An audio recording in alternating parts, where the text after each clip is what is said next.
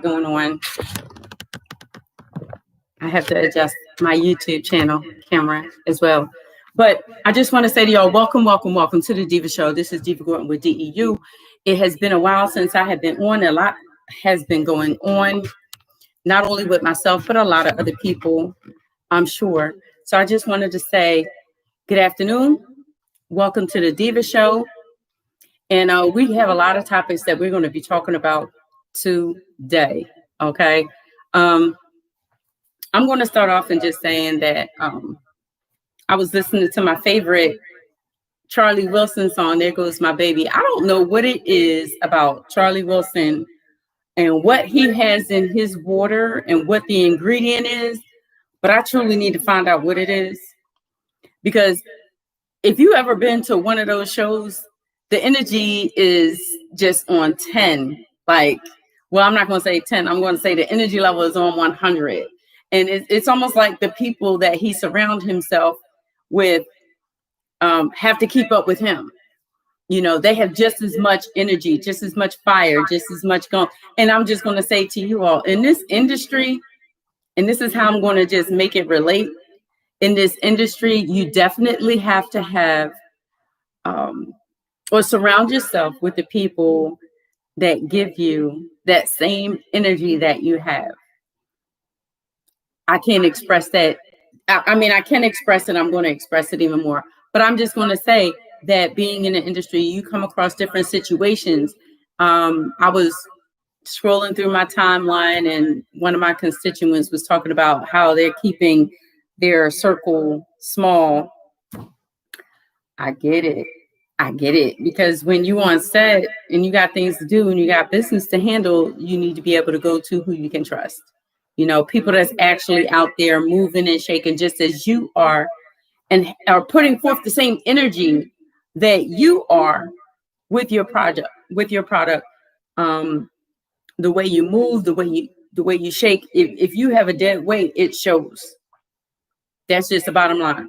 It shows. So, you know, I guess I kind of, after listening to Charlie Wilson, and I kind of had it in my mind anyway, that's something that I wanted to talk about.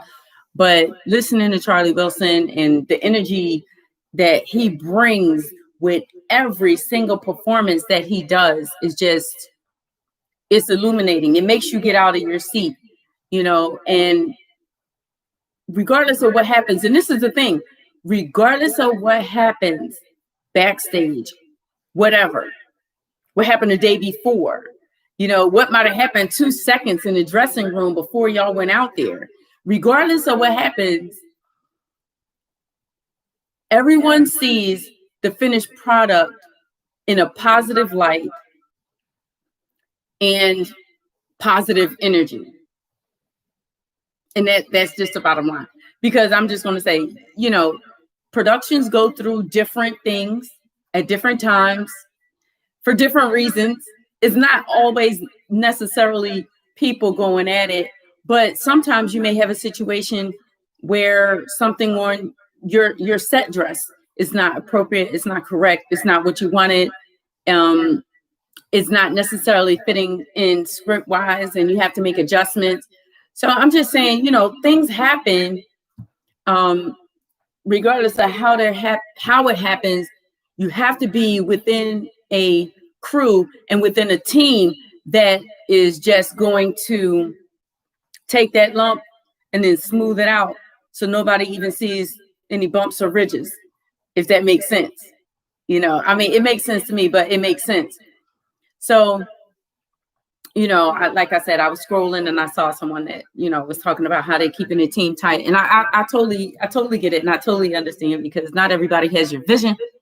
Not everybody has your energy, but make sure that you keep some positive people within your circle, within your productions. And I'm just going to say, over the years, oh, wow, I'm coming up on 14 years with DEU. Oh, wow, I'm coming up on 14 years with DEU. I remember when it first started, I'm like, wow, but I'm coming up on 14 years. But I remember when I first started DEU, Deeva Entertainment, and I had some people that started out with me when my very first productions that I began. Shout out to Yamira McBride. Shout out to my son from another mother, Eternal Ruffin. You know, shout out to Kobe Jack. Listen, he is shutting the comedy game down. So shout out to Kobe Jack. He was in my very, very first production. Shout out to Hez Green. Hez Green was in my very first. So, you know, over the years, we've built a phenomenal family of DEU. It's not just something that just happened yesterday. It happened over time. There's been some ups, there's been some downs, and that's the only way that you're going to be able to build a strong foundation is learn from your mistakes and learn from past so that you can reinvent and be more positive and productive for a future. So, like I said, I was just saying all of that because I was just, you know, thinking about the performance that I attended, and that was down at the Dell with Charlie Wilson. And I was just looking, I mean, at times it's hard not to pay attention to certain things as a director. I've been in musicals, I've done musical theater, I've done drama, I've been an actor, I've been on many different levels. I've been a production assistant. I've worked in the art department. I've done so many different things on, I would say, the performance level, auditions, like you name it.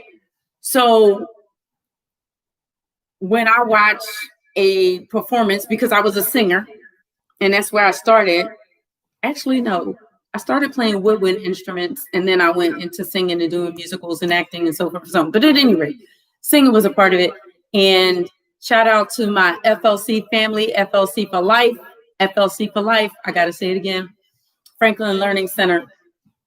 And I say that because in all of the intervals that I've been through in the entertainment business, you know, it's hard sometimes for me to sit and watch a production without looking at everything. And I mean, everything from the sound, if it's too loud, you know, for the audience to actually enjoy the music, to a singer that's singing too close to a mic, a singer that's not singing close enough to the mic, to the positioning of the performer on the stage. Are they utilizing the whole stage, or are they just centered? And if they are centered, are they inviting the audience into their performance enough for the audience to feel it? I'm just going in, but even down to the fact that my kids really don't, well, they're not kids, my grown children don't want to go to a movie with me. And I'm going to say the reason why they don't want to go to a movie with me is because I'm like, okay, why did they decide to do that? Or I might say, I'll pull out my phone actually, and I'll take a note and be like, oh, that was hot. I like how they did that. I might want to try that with my next production. So it's like I'm always in that mode of watching and working and trying to figure out new ways and different things of doing things. And one of the things that I pointed out is that when I went to that performance, that it was awesome. It kept people on their feet. It kept people engaged the entire time that you wanted more. It was coordinated perfectly as far as clothing changes. You never looked at a blank stage. The light never went down for the next song or the next scene. And if you know DEU and you know how I do most of my productions, majority of the time, I don't do the lights go off until like intermission.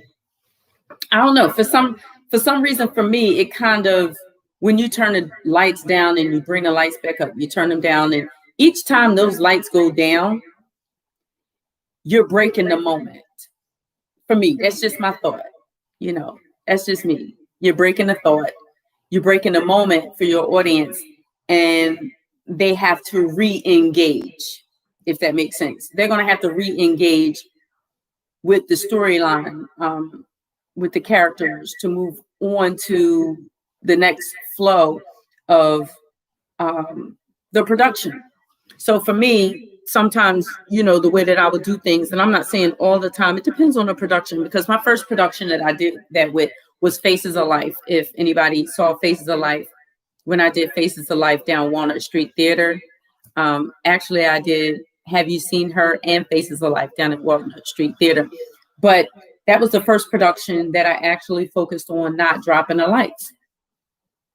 Not dropping the lights and bringing them back up for the next scene. Because to me, is you are taken away from the reality. If your audience is digging into the story and they feel in that story and it's becoming a reality and it seems real to them, for you to shut the lights off and to bring it up and it's another whole scene, it's kind of like breaking it up for them and taking away the reality factor. So I'm just going to say that when you watch most musicals, or when you watch Broadway musicals, there's not a dark moment in the theater. Everything leads into something else. Even if they have a swan that with music that's supposed to depict that they're outside and it's a transition into the next day, and that swan comes out and it's dark, and then it starts to go into light, and as that swan is crossing the stage, it begins to come into light, and then the next scene begins and it's light. It already presented the transition, and you don't have your audience sitting in the dark. I mean, I'm going in on some things and I'm talking about some things, but this is the Deeva Show. I'm on every second and fourth Thursday, and I'm on Sadior Radio. And what I talk about the industry and everything else in between. And I keep it 100 with you about a lot of things. And I'm just talking about theater, and I'm talking about film. I'm going to go into talking about my current film and my co-director's film as well, because I always believe in promoting people. You know what I mean? We're all in this together, and we're all trying to make it. So we're going to talk about that. But just to finish up what I was saying, as far as when it comes to productions, my thought is to always keep at all times my audience engaged. And the moment that you turn those lights off, and I'm just putting this out there for my people that are out there that do film, that do theater, and so forth and so on. Just be mindful. Think about it this way. When you go to the movies and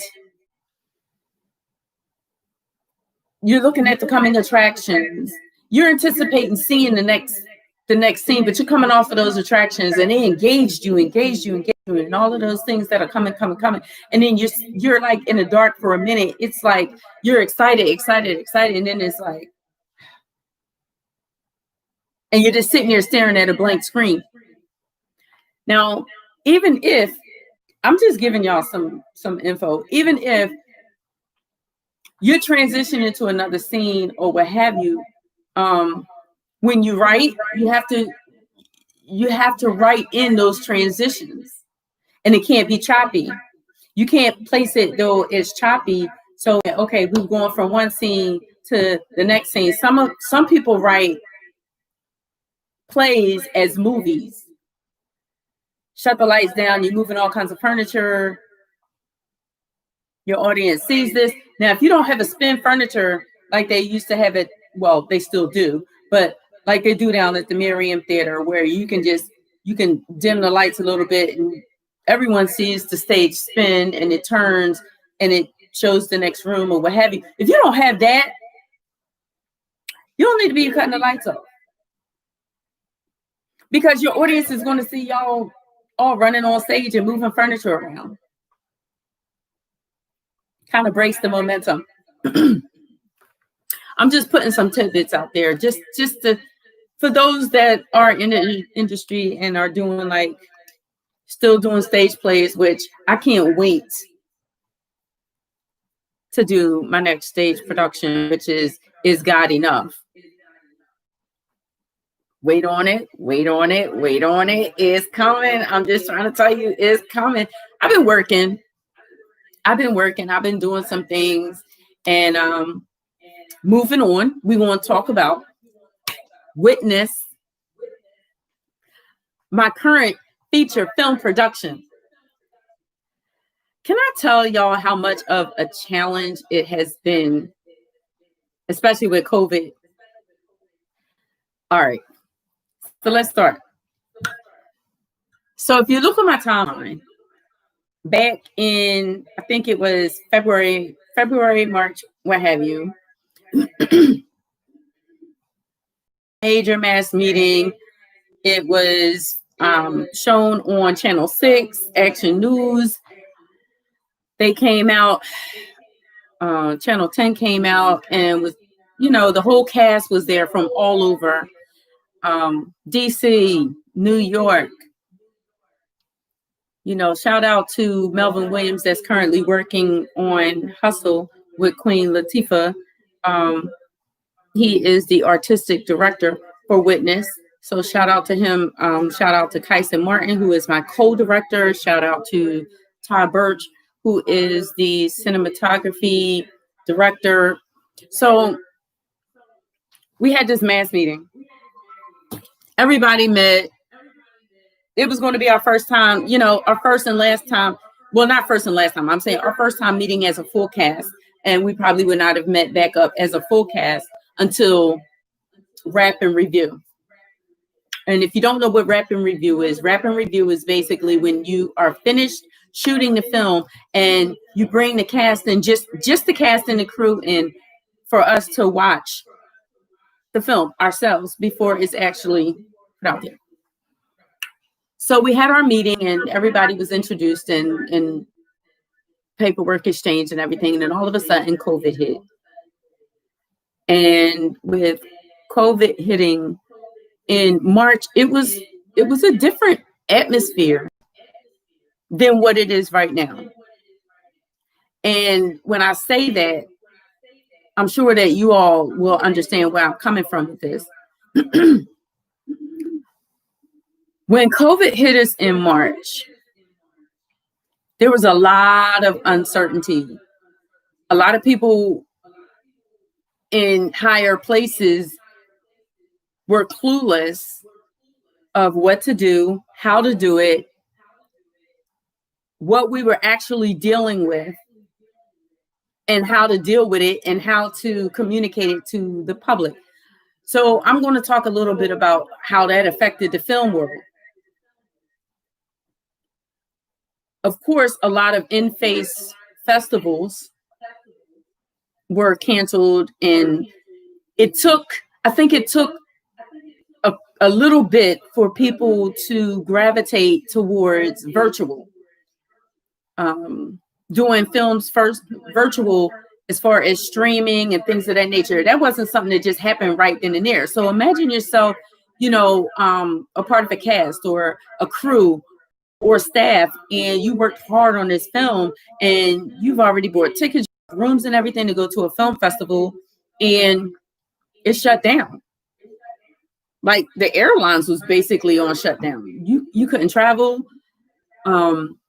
If you did travel, it was very minimum. You weren't allowed to be outside. The stores were all closed, and people were trying to adapt to this social distancing. So in that sense, because I'm a signatory with SAG-AFTRA, I was on a cusp with all of the paperwork, because all I needed was to have the meeting for my cast and crew to sign necessary paperwork. And we did all of that. But because everything was in such a standstill, and I deal dealing with SAG-AFTRA, you know, they have Philly offices and New York offices, but the one office that I was communicating with was in New York. Nobody was going in the office in New York. New York had one of the highest death rates during March and April and part of May, unfortunately. So that put Witness at a halt. You know, when you become a part of a union, you can't move without the union. You know, you just can't move. But on top of that, with so much uncertainty, and I don't know if you all know me, and I don't usually tell my personal business. It's not really a personal thing. Most people that know me know I do have underlying health conditions. So for them telling me it's airborne, it can be on your sodas, it can be wipe your bottles down before you get home, and you need to wear gloves everywhere, and you need to put on a mask everywhere, and so forth and so on. I mean, it was rather scary. So if someone didn't live in your household or was immediately close to you, you know, that you just did not engage. And then the idea of filming, what I film recreates reality. If you arguing with somebody and y'all like, here, I'm gonna need y'all to be here. Not with masks, but I'm gonna need y'all to be here. The temperature checks did not come about, I think, until like June. So I think it was a while. For instance, the industry was shut down as far as filming is concerned, and we had to figure it out. We had to figure it out as far as how we were going to get back into production. Now, I had a very close friend make some suggestions that I'm not going to talk about right now, but you'll see soon, but I'm not going to talk about right now. But I had many suggestions on how to move forward. However, the thing is, in moving forward, is that because I came on my show and I talked about that too. The thing is about moving forward is that you don't be selfish in moving forward with a film project, placing people in possible danger, because it's inconsiderate. So it's like, if the higher ups were unfamiliar with all of the details, then us filmmakers definitely did not have all of the information that we needed to actually progress and to move forward. So a lot of us have figured out different creative ways of doing things, doing different filming, entering into film festivals, because at a point, I believe it was May, June, that filmmakers started submitting to festivals, because a lot of the festivals started doing streaming opposed to in-person festivals, which is a bit different. And I think we'll get back to in-person festivals. But I'm just going through, if you're just tuning in, I'm just going through and just talking about some of the challenges that us filmmakers have faced and how we have overcome some of these challenges that we faced and that I know I faced with Witness, my film that I'm currently filming right now. And you are on Sadior Radio listening and watching the Deeva show. And I'm on every second and fourth Thursday from 12 noon until 2 p.m. So getting back to what I was saying, the challenges were real, because I was at a place where, all right, listen, I'm ready for these cameras to be up, because we had our mass staff meeting, our full staff meeting, everybody's paperwork is signed. You know, I got my payroll company, got my insurance company, I got this, I got that, SAG is on board, like da da da. And then it was like, bam. So like I said, there were some developments as far as streaming is concerned. It's come a long, long way. Some people have developed some phenomenal pieces during COVID. but I'm gonna give y'all some updates now. So that's where we started. But where we are now is we're filming Witness. We're filming Witness. We're finally filming Witness. Just like they have the virtual schooling, well, doing virtual rehearsals, trying to keep everybody safe and sound.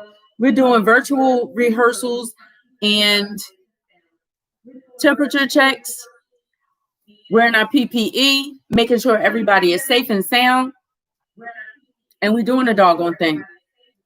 Now, I'm just going to say this. I read a Facebook post not that long ago. The Facebook post that I read not that long ago was from a fellow filmmaker. Now, this fellow filmmaker was upset because, as a director, he's a filmographer, and he was doing a music video. And I'm just going to say, me as a director, I'm responsible, period. I'm responsible. I am responsible when my cast and crew link to do these scenes, period. So I was reading a post, and the post was saying that he put stipulations out for his cast. And he said to his cast, listen, if you are coming on set due to COVID, you must provide your own transportation, not as far as pay for your own transportation, but he did not want anyone on his cast using mass transportation, plane, train, bus, no Greyhound, like none of that stuff. So basically, this one person decided that she was going to catch the plane. So she caught the plane, and here it is. She gets on set for a music video. They do what they need to do. The second day that she's there, because of course they get, they do the secure test when they get there. The second day that she's there, they find out that she is COVID positive. So here it is. She done been around the whole cast, the whole crew. So now production is completely at a halt, because you got to consider everybody that is on that crew and everybody that's in that cast, even the background dancers or what have you that was on set. You don't know how people are going to react to COVID. You don't know how people are going to react to COVID. So the whole entire set was shut down for 14 days because this young lady did not want to follow directions. So piggybacking on what I was saying, as a director, I have to be responsible. It's not that I have to be responsible. I am responsible because it's my production. So I'm responsible whenever something happens. Yeah, you have insurance and this, that, and the other. But if you don't take certain precautions, then you're putting people at risk. So that's what had me hesitate so long before I decided that I wanted to jump back into Witness. Not because everything is a perfect science, but the reason why is because I know I'll be putting myself at risk, but I don't want to put other people at risk. So as time went on from March, April, May, June, I started to see the different developments that they had. I started to see some things that they had in place, because if y'all remember, they had the drive-up tents. That's the only way that you can get tested, is if you went through a drive-up testing site, and you had to actually be an essential worker in order to get that. So, some people say, oh, we've been doing this, da, da, da. I get it.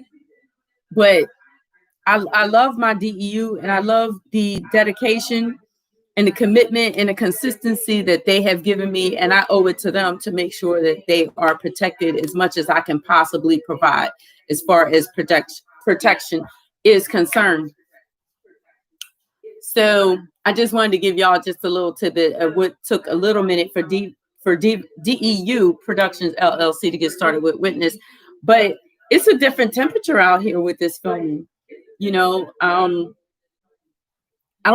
don't know. Some festivals, film festivals, might even go into streaming, just streaming instead of bringing people out. I don't know. It depends on, I guess it depends on how much money that they're making on the streaming opposed to having people come out in person. And I guess that's something that they have to evaluate, because you all know I'm affiliated with Sundance, and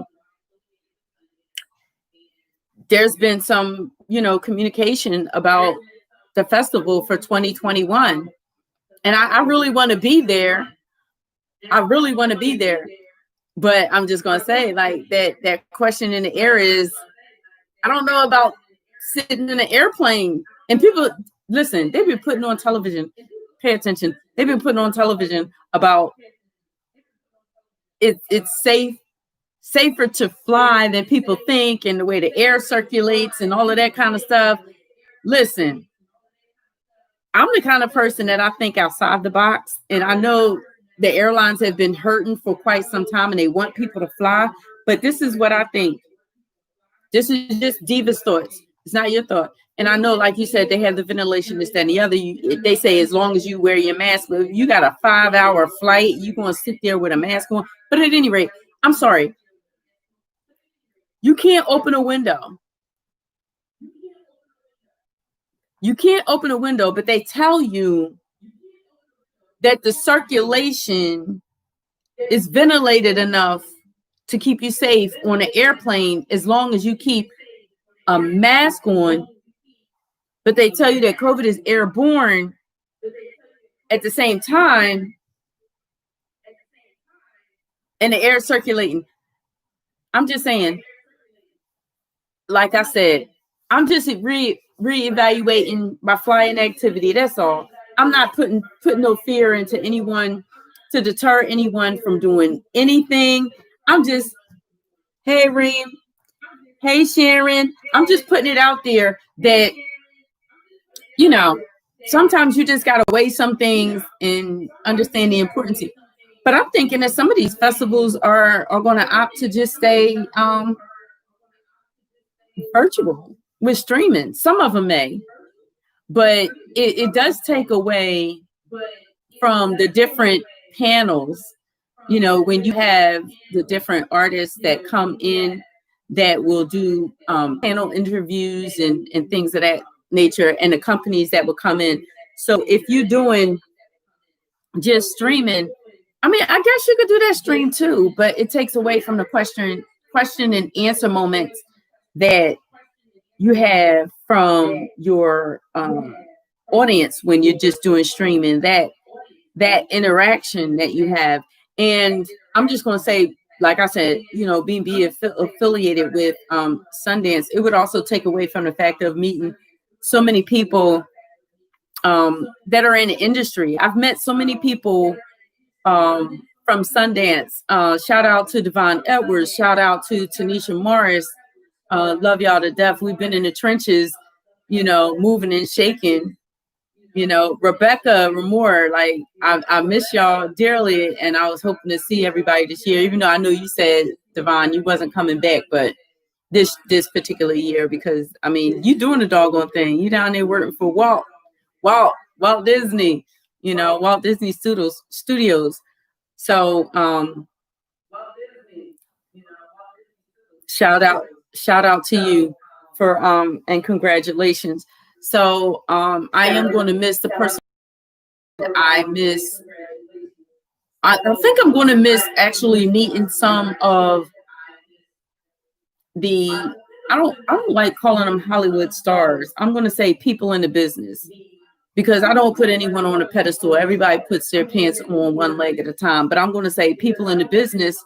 I've met some major prominent people that have given me some gems that I have been able to utilize and implement into my professional life as a director, a writer, and producer. And I guess I'm going to miss that in-person interaction if, in fact, think a lot of the festivals go virtual and just stream. You know, you do get an opportunity to look at, I will be honest with you, you do get an opportunity to look at more films through streaming, because you could set aside time to just sit and just watch it in your stationary in just one place in one location. However, when you are at a film festival, like, you know, all of the films are not on one screen. You have to move around. You gotta, you know, stand in line. You know, you got to make sure that you have your VIP ticket, if you have a VIP ticket, to get into this panel and that panel. So streaming gives you a lot more access, but not a lot of personal access, if that makes sense. I had a wonderful opportunity to have a great conversation with Tashina Arnold. You know, I did talk to her about Witness and some things, and Octavia Spencer. Like, I've had some major conversations with some major beautiful people in the business that wanted to talk to me about some things. And, you know, you don't have that with streaming. You know, when you do the festivals with streaming and when you do it with virtual, basically you're just watching the films. You don't get to meet any of the judges before or then after. It's a good experience as to the point where you're able to watch it in the comfortability of your own home, and you can just binge watch them all. But it takes away from the personal interaction. And I'm just going to say that the personal interaction that you have with the people in the business, like fellow directors, independent writers, you know, everybody in indie that's actually trying to make it and want to be in the same room, like sharing ideas and communicating, being a part of, well, on a panel of people that have been in the business for years that can give you some experience, information on how to make certain connections, who to connect with, how they connected, what was their experience. So I don't know. For me, I think I do want to go back to the festival part of meeting in person, meeting and greeting and sitting down, and I had that direct contact. Want to do it safely. Don't know when we're going to be able to do it safely, but I just wanted to talk about it today. It was one of my topics. Listen, I'm going to tell you, if you want to do Sundance, you can do Sundance. If you want to do it, do it. Like, listen, we're in a day and age that tomorrow is not promised. We've been in that day and age for quite some time, but it's getting real in the Holyfield. Like, I'm getting ready to go in to talk about something else in a minute, but I'm just going to say, if you really want to do something, and I'm just talking from my experience, one of the things that I had to get in my head is I couldn't stop. I had to stop saying, I wish I could, or I want to. I'm doing. And what I mean by that is, whatever you want to do, whatever you have in your mind, set goals, get started, Google it, what you need to do. And Sharon, if that's what you want to do, I can give you every piece of information possible. Like, I'm not the kind that's going to hold everything for me. I will give you whatever information that you need. But yes, you know, if that's something that you want to do, by all means, put it into works, put it into play, get it started, get ready. Life is not promised tomorrow. And you just never know where it would take you and what opportunities it would give you. You just have to be very diligent and saying, this is what I want. And you're going to have to make some sacrifices. Listen, I had to become an adult. I wanted a business. I wanted my own business. I now have three. I now have three businesses.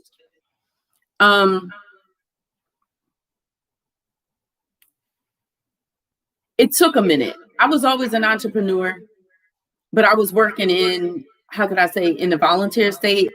And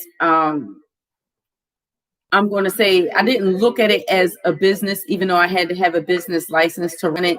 I looked at it as me giving back to the youth because of some of the ups and downs I had in my youth. I wanted to give back to youth so that I can help a child make better decisions, period. And that's just the bottom line. It's not like I wanted to save the world and, oh, I just wanted to. No, no. Every child out here that in this world is dealing with something, especially around puberty and around their teenage years. They're dealing with something, whether it's in-house, out-house, what have you. But a lot of them don't have a voice, and a lot of them, because they're new here. And we as parents often talk to them like they should know better necessarily. But if you're not showing them any better, they don't know better. Put that out there.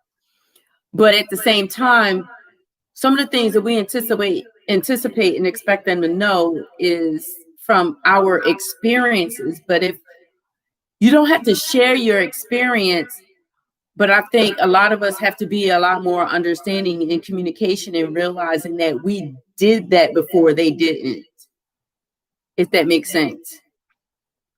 As far as, relationships, we've loved and lost. They don't know how to necessarily deal with that emotion. When they meet somebody, they're, excuse me, they fall in love.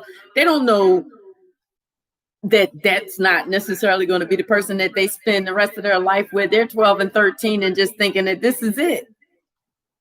And if it doesn't work out, it's the end of the world. But we've been there. We already know. Charlie, you probably won't even remember that person's name by the time you go to marry someone else when you're in your 20s or your 30s or what have you.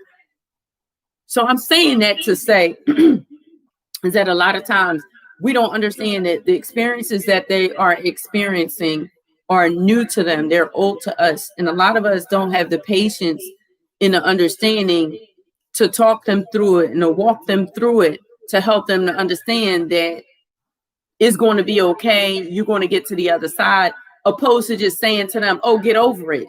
It ain't that deep. You tripping over something that's small is large to them.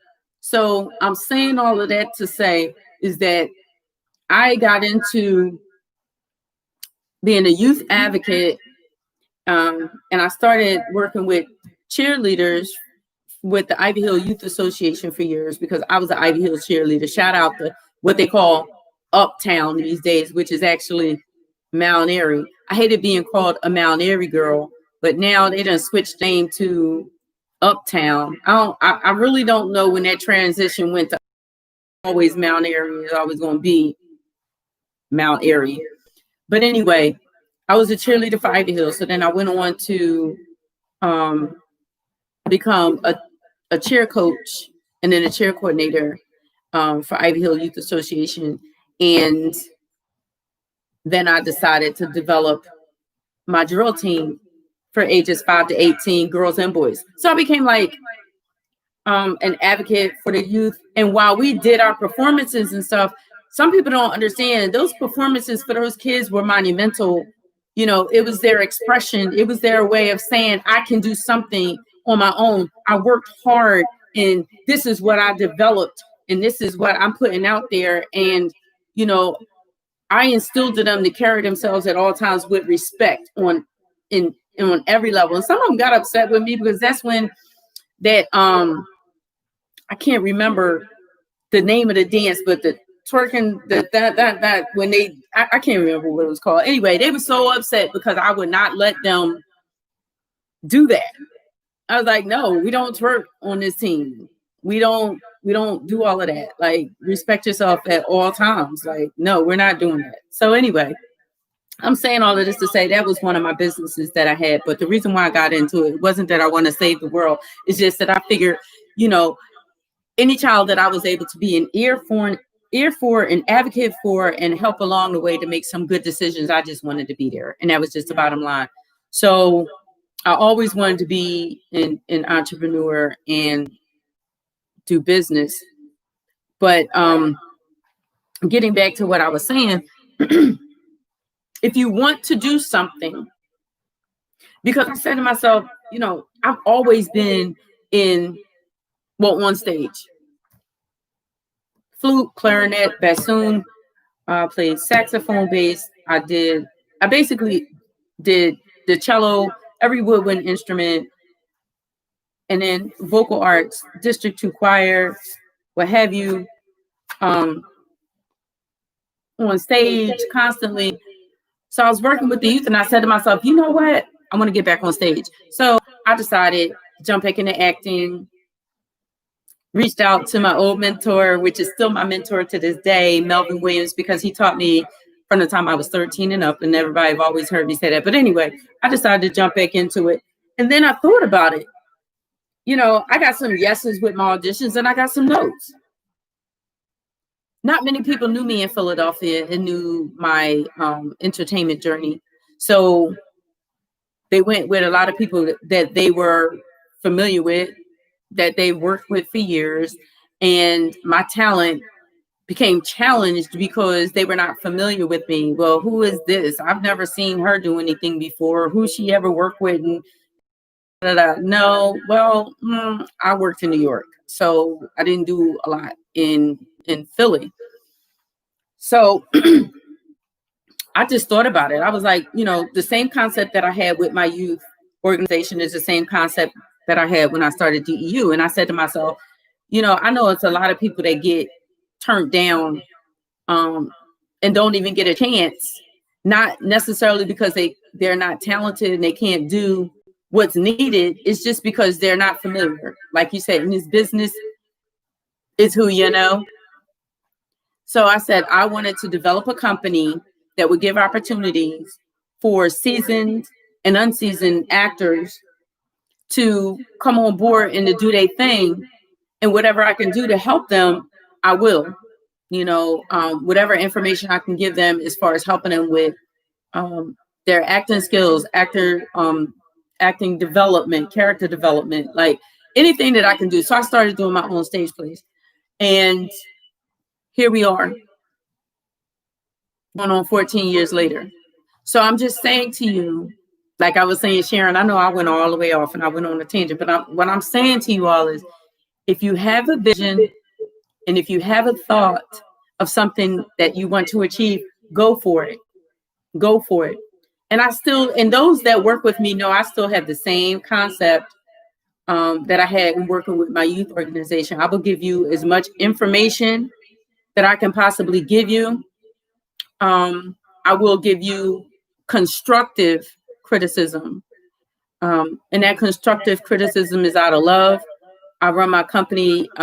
It is a business. And those that are part of the DEU family know that it is it's a business, period. But I treat you like family. Work is work. We need to get this done. Bing, bang, boom. Like, don't play with my time or my money. I love you though. Let's do this. Understand what I mean? So if you want to get into something, do it. Don't hesitate. Don't question. Listen, I'm gonna tell you something. I've been doing some things and getting some things done around this house since COVID or what have you. But I'm saying all of that to say is that some things which I can't put completely out there, and I'll give y'all a reason why in a second. Why I can't put it all out there. But some things around my house are changing, structural wise, decoratory wise, because I want to see something different. But I'm motivated to keep pushing and to keep doing things. But bottom line is, I was able to Google some of the things that I wanted to do, inquire about it. And then I was able to go on YouTube and look at multiple videos on how to do it. You can Google anything. You can put a question in on Google and it will get as close to the answer that you need. And then you have those other in the middle boxes that ask your question a different way. So you can click on them and they'll give you different answers to your question. So I'm going to say to you all, with everything going on right now, and it was a conversation I had with someone, hey, with everything going on right now with COVID, this is a perfect time to dig in and figure out what, giving you a tidbit, what the people need and what you can provide. I'm going to say it again.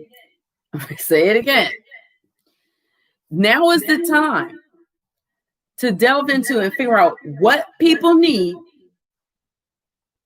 and what you can provide. That's one of the key pieces. The key pieces. We have gotten so far away from, how can I say, we have so much access now. We have more access than when I was growing up. Major. And give you just a brief example. So my youngest daughter, she's going to deliver any day. So for the baby's closet, she decided to organize it so it's easy breezy. She's a major organizer. She likes being organized that way. She's very tedious that way, which is a good thing. So she shows me, she might get upset if I tell you, I'm telling y'all, but whatever. So she shows me the baby's closet and she's like, oh, Mom, I got everything sorted. I got everything organized and everything. So I'm like, okay. So she opens it up. So when she opens it up, she got the little rings that you have, that you see when you go in the clothing store where they'll tell you the sizes of everything, the little rings that be on the top of the bar. I don't know what to call it. So she got 0 to 3 months in between here, 3 months to 6 months, 6 months to 9 months, the little rings. And she got the clothes hanging in the closet that she has. And I'm looking like, I ain't had that when I didn't have that. Like, I didn't have that. You know what I mean? And what I mean by so much access is when I was in my 20s and I was having, my children or what have you, we didn't have access to certain things. You could, it wasn't really a whole bunch online either because we was just coming out of Atari and Nintendo and stuff like that.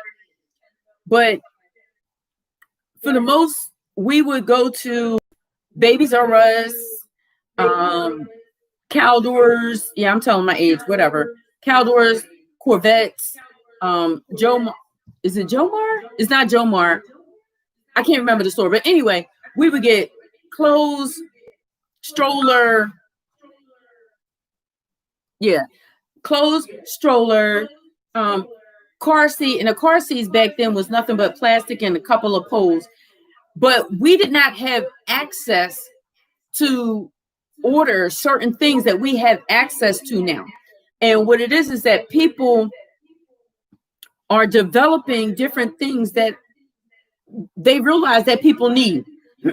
So if you want to be an entrepreneur and if you want to do something, and I'm piggybacking, and we talked about Sundance, and I already told you I use some information if you want the information, and you can Google it yourself, and you can go on Sundance's page and click, and it'll take you right to it as well. But I'm talking about this entrepreneurship and business and being motivated and getting started and doing certain things.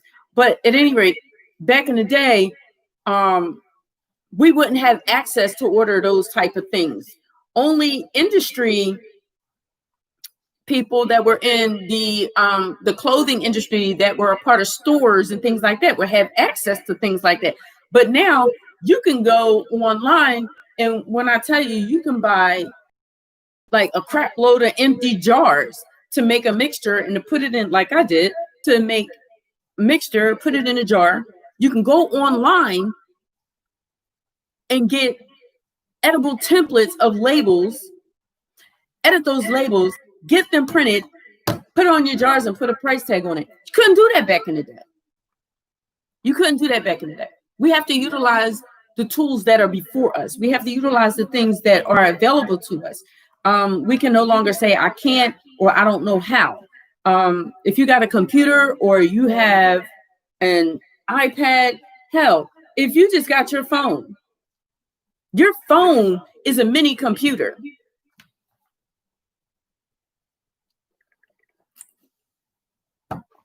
Sipping on that. Your phone is a mini computer. Too many people use it for, I'm not going to say the words, too many people just use it for hick-hock, and selfies where they just do this.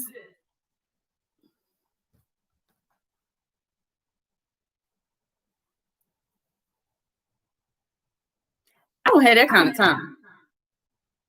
I don't know why that became a thing, how it became a thing, but just pulling up a camera and have people stare at you, stare at yourself,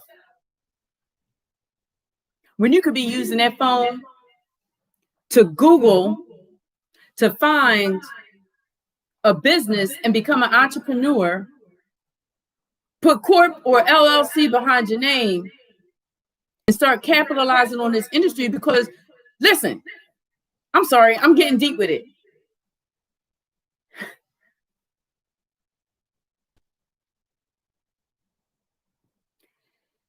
How many months has it been? Let's talk about it. March, April, May, June, July, August, September, October. 8 months. 8 months. And the federal government only, let's think about this. I don't mean to say it like this, but the working class that are out here that are struggling, some people have lost their jobs because the jobs have closed. Restaurants have shut down. I went to go and take a pair of pants to the cleaners yesterday, and I just went to them last month, and I just saw a set for sale sign on the front of my cleaners, my dry cleaners. I'm like, and I'm going to say our federal government in the past 8 months, to the working class that have lost jobs,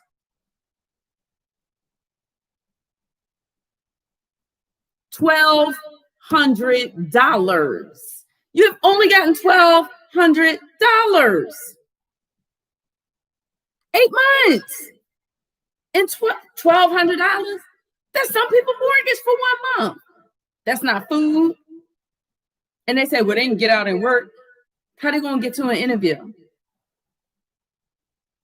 You got to keep the electric on so that you can charge your phone, so that you can charge your iPad, so that you can charge your laptop, so that you can look for a job.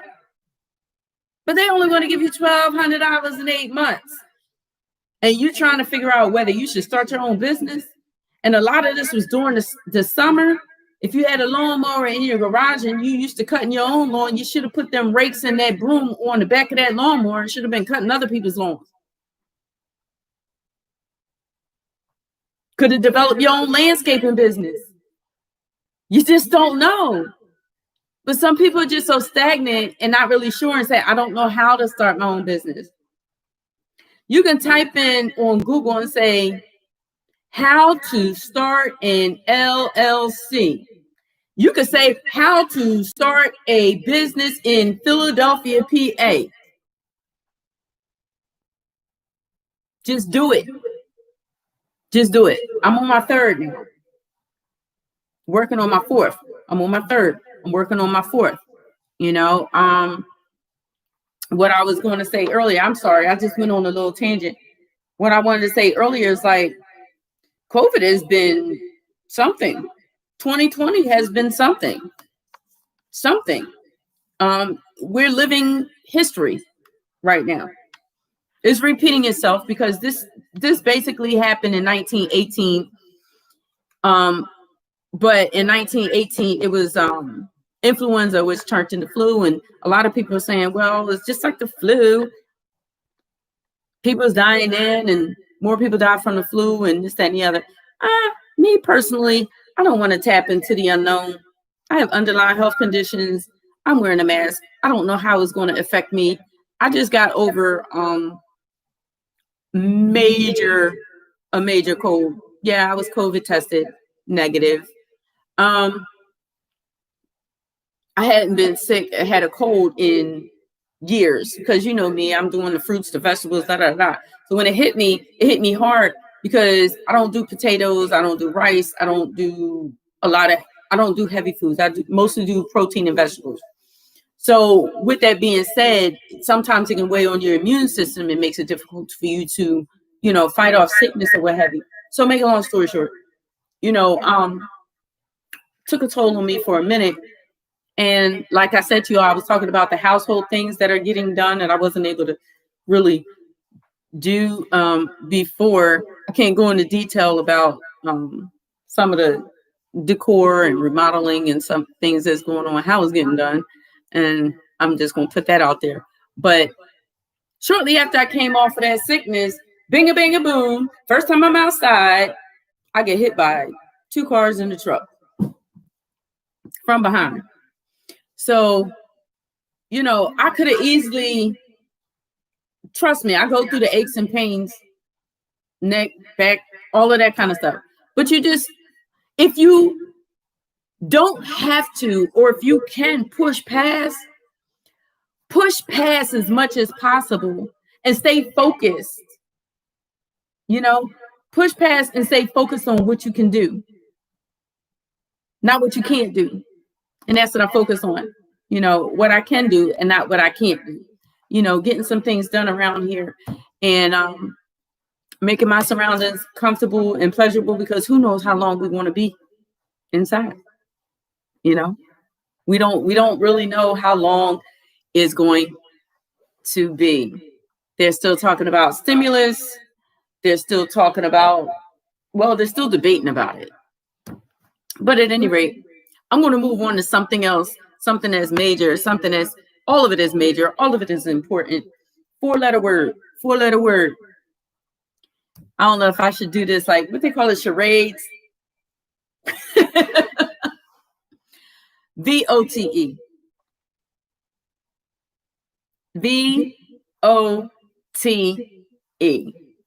I can't put it across to you how important it is to vote. Some people say, "Oh, I'm not voting. It don't mean anything." Da, da, da. Let me tell you something. My family is from Sylvania, Georgia. Shout out to my family of the Gordons and also Goodwin, my cousin Melvin Goodwin, and the Goodwin family, because of course my aunt's a Goodwin. So shout out to the Gordons and the Goodwins. Growing up, I heard many stories of the struggle. And a lot of people say, well, that was in, it doesn't make a difference. You don't know whether it does or whether it doesn't. But think about all of the people that came before you that lost their lives just to have an opportunity to vote and make their voice heard. So I don't want to beat anybody in the head about it. I'm not going to sway on what party, Republican, Democrat. I'm not doing that. I'm not coming on here talking about any candidate. What I am saying to you all is I need you to cast your vote. Make your vote count. It is very important. I'm going to say that I feel like our country is in a crisis. It was in a crisis prior to COVID, and COVID just sunk it somewhat deeper.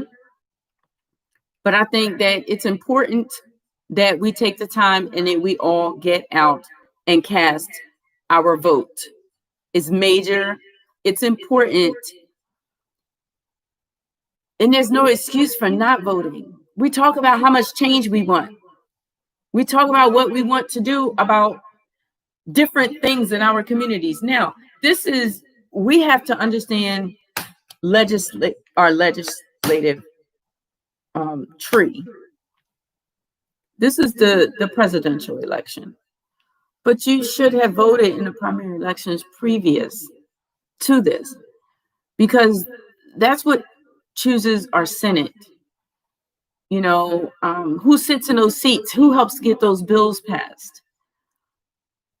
When you get a chance, Google the legislative tree, and you'll understand who actually makes the laws about your schools around the corner, what businesses close close to you, so forth and so on. So I'm just going to say to you, take the time to research it, dig into it, get out and vote. If you can vote early, get out and vote early. And if you have that mail-in ballot just sitting there, take it to the mailbox today, especially if you're not working. Take it to the mailbox. Cast your vote. It's important to every American that can vote to vote. And I'm just going to say to people of color, your ancestors fought for years and years and years to have this opportunity. Don't take it lightly. Get out and vote, people. Get out and vote. So I'm just going to double check and just make sure I covered all of my topics today, because I've been going on a rampage about some things, but oh yeah. I wanted to talk about COVID real quick for a last minute. Have you all noticed that in March there were people that were dropping like flies? Ventilators, oxygen. Now, which I heard somebody say the other day, I wish I would just get it so I can get it over with and keep it moving and da. We don't know how it's going to affect everyone. It affects differently. It's not going to hit home it's not going to hit my home the way it hit your home. I can't even imagine that. But I just thought that it was very interesting that when you look at what's going on as far as television concerned, I don't know if it was something where the CDC stopped communicating certain things, which was talked about before. But do y'all notice that you don't see the death rates anymore? You just see that they just say it's spiking. So now it has conditioned the mindset of the people into, transforming them away from thinking this is a deadly disease to that it's just spiking in numbers. Of course, some people pass and some people survive. Not everybody's going to react the same way, but I just find it kind of interesting that they're no longer really for real, even though the earlier numbers they say were indifferent. They're really not reporting death tolls anymore. So did the disease all of a sudden itself decide to lighten up on us? Or did they just decide to stop communicating the death rate so that people would be more comfortable getting out and spending money? Anyway, I just, you don't talk about the ventilator. I mean, you don't hear any talk about these ventilators.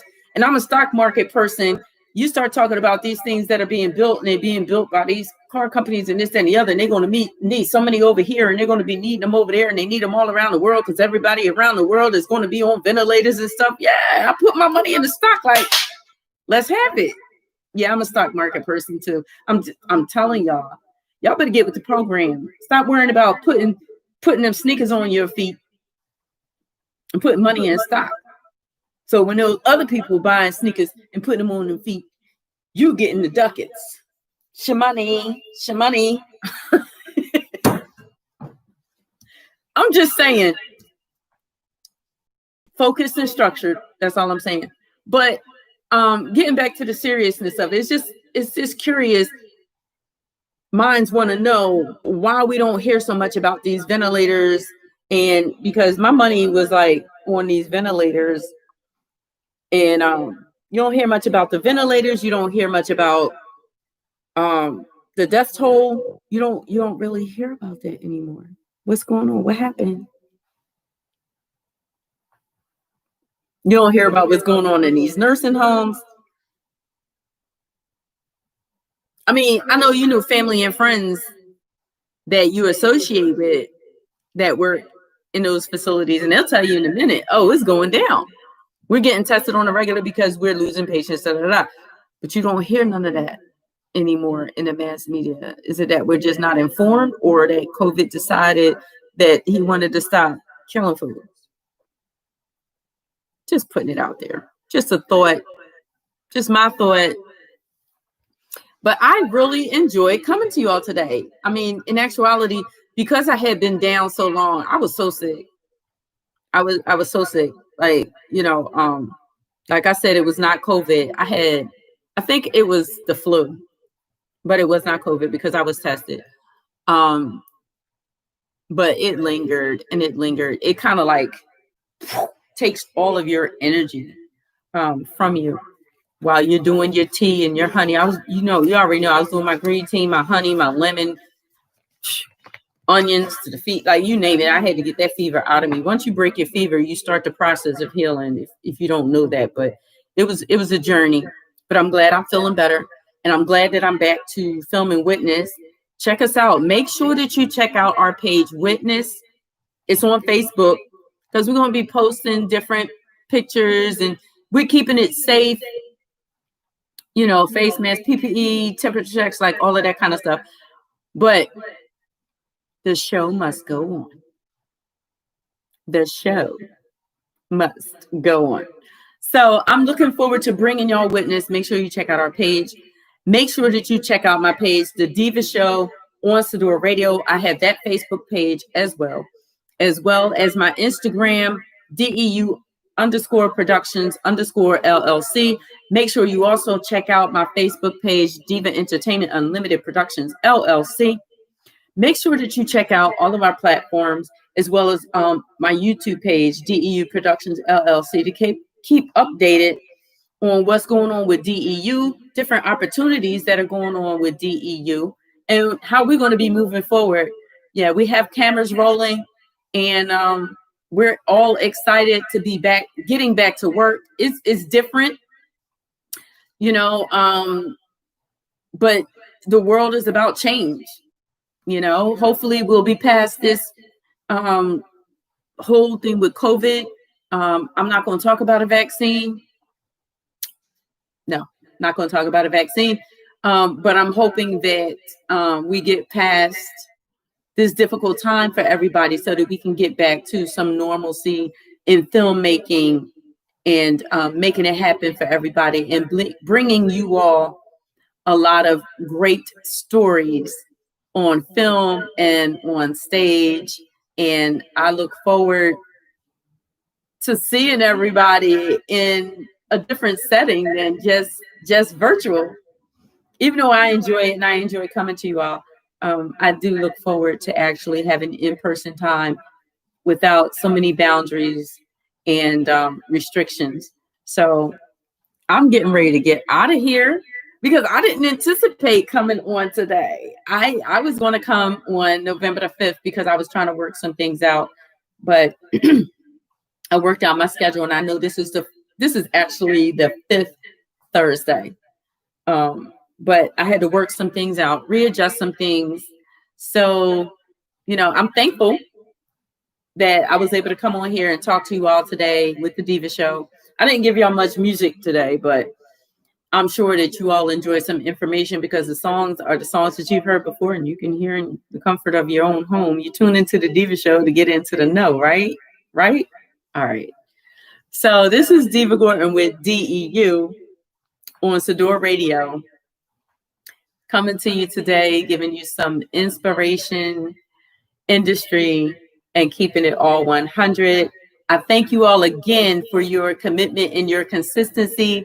Look for my special guest, November the 5th, that's going to be on my show. And that's November the 5th, Thursday, from 12 noon until 2 p.m. I'll be announcing my special guest soon. All right. So from this point on, I'm just going to say to you, just stay safe. Please stay sanitized. And you got 365 days to love on yourself. Share it with a loved one. Reach out to somebody you haven't talked to in a while. Reach out to family and friends. I said that on my post the other day. Reach out to family and friends you haven't talked to in a while. Just say, hey, I was thinking about you, you know? So this is Deeva Gordon with DEU. I thank you all again for your commitment and for your consistency. We're getting ready to tune out, and hopefully you forward some of my messages, or even use some of my messages in your own life to be productive. Don't wait another 24 hours to start your business or to start your idea. Get started now. Get started now. Get started today. Okay? This is Deeva Gordon with DEU. Love, peace, and hair grease.